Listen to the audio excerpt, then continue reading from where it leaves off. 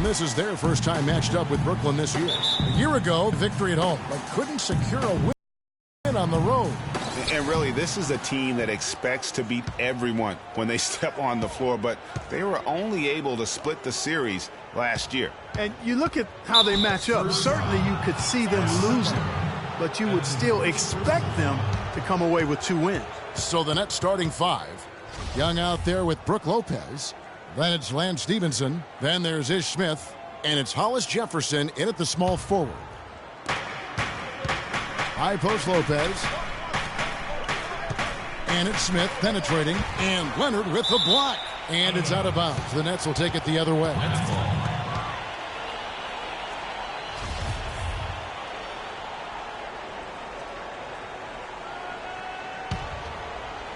On defense, San Antonio.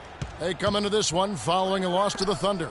Yeah, major problems at the charity stripe in that game. They just could not convert their free throws. And that makes it hard to win, especially on the road. You get a chorus of about 20,000 yelling at you every time you put one off the rim. Boy, that's got to wear on you. Last season, Clark, the Spurs kept on winning as usual. They passed the Lakers, in fact, for the best winning percentage all time for a franchise. Well, some of that has to do with the struggles the Lakers had last season, but more of it is credit to the Spurs. Consistency and high-quality play has been who they are and have been for 2 decades. Here's Stevenson. Great D that time from Leonard. That's not the type of opportunity he fails to convert very often. Outside Butler. Aldridge kicks to Leonard. Stolen by Stevenson. Inside, here's Hollis Jefferson, and he throws it down hard with one hand. Man, can you always depend on him or what to lead you to the right place with that pass? Money. Nobody near Leonard.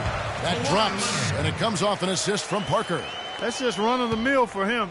A typical day at the office. He's one of the more skilled offensive players out there. Stevenson right side.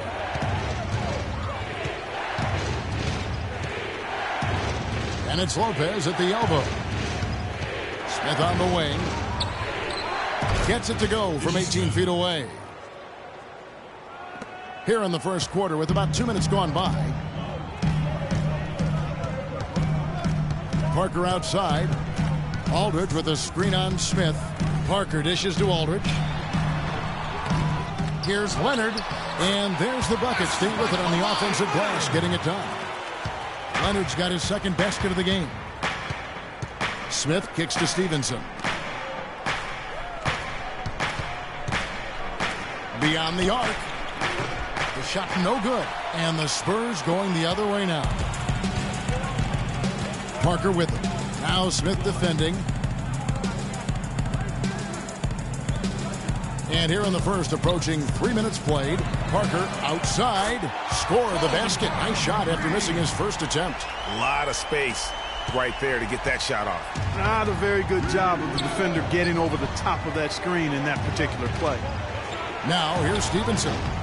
23 points for him the last game against Chicago. And Lance Stevenson really couldn't find minutes in Charlotte last season. Ended up sitting out a lot of games as a DNP seeding. Not the start he wanted with the new team. Brooklyn trailing. And it goes out of bounds. That one is off Smith. And let's get this update now from Doris Burke, who's across the way on the sideline. Kevin, earlier I had a chance to speak with Greg Popovich. With this being their first meeting of the year, he stressed to his team to rely on their instincts on the offensive end, saying, "We do a good job of finding soft spots in defenses and not forcing anything. As long as we can continue doing that here, we'll be in good shape." We'll see if that holds true, guys. And thanks as always, Doris. And guys, the emphasis on quality shooting, getting those chances identified by their coach is a key for them. I think that means they must work as a complete unit out there, cooperate, sharing the ball, and try to limit the one-on-one play. And if they can do that, they will have success shooting the basketball. I think it's guaranteed. And for Stevenson, to his credit, he took the benching in stride. He knew he just wasn't a good fit at times. Yeah, and his coach, Steve Clifford, was upfront about it, and I thought did a nice job handling that. Clifford said he wanted Stevenson as a Hornet, but just couldn't find a unit with which to make it work. Now here's Stevenson after the miss from Tim Duncan. Well, you know, the Nets were able to sneak into the playoffs as the 8th seed last year. Had some good wins against the Western Conference, and that really was a big boost for them getting to the postseason. Brooklyn shooting their 3rd and 4th free throw shots of the night. And they were 75% from the line a season ago. The Spurs making a switch here. West is checked in, and the Nets also making a change. Ray Allen is checked in for Young. Nets were just under 500 against the Western Conference last season. In the East, that is a very respectable mark. Yeah, I mean, how about they were actually better against the West than the East a season ago. Their win percentage against the Western teams was narrowly better than games against the East. Only took them a few seconds to answer the 3-ball with one of their own. Greg, we've got a 3-point battle taking shape here. Now here's Parker. This game he had 12. Some solid defense from Harris. You almost have to assume he's going to knock those down when he is that open. Stevenson with it. Leonard picks him up. Stevenson drives in. You know, he's been off his game this quarter just a bit. Hasn't been able to get a whole lot to go so far. Parker's shot is off. Brooklyn's gone 1 of 2 from long range in the first quarter. And unable there to get the go-ahead bucket. Hard to figure out how he doesn't knock that one down. No defender in sight. Leonard kicks to Parker. Nice ball movement by San Antonio. The dish to Duncan. Back to Ginobili. Launches a 3. The shot is off. Some solid defense from Harris. The Nets have gone 4 of 10 shooting the ball here in the first quarter. Here's Smith, and he goes in for the dunk. Nice, accurate pass right into the middle. 1:44 left to play in the first. Timeout. Start it.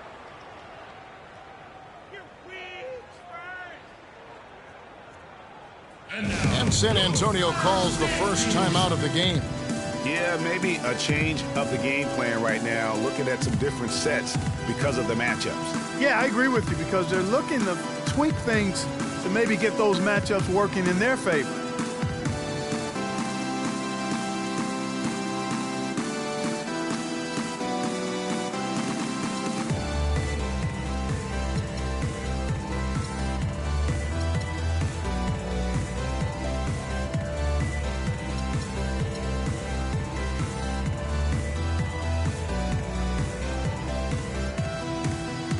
Williams is checked in for Tony Parker. Then for the Nets, Reedy's checked in for Lopez. And it's Green in for Lance Stevenson.